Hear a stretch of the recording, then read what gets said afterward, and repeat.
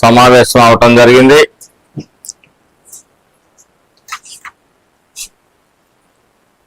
ప్రజలు సమస్యల్ని పరిష్కరించడం కోసం, అలాగే ప్రభుత్వ అధికారులకి బాధ్యత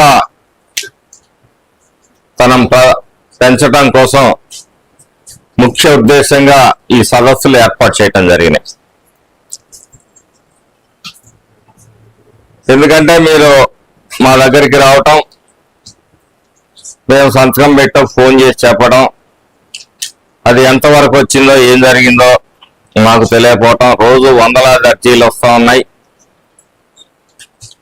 కాబట్టి వీటన్నిటినీ కూడా ఒక మంచి పరిపాలన ఈ రాష్ట్ర ప్రజలకి అందించాలనే ఒక సదుద్దేశంతో ప్రజా సదస్సుల్ని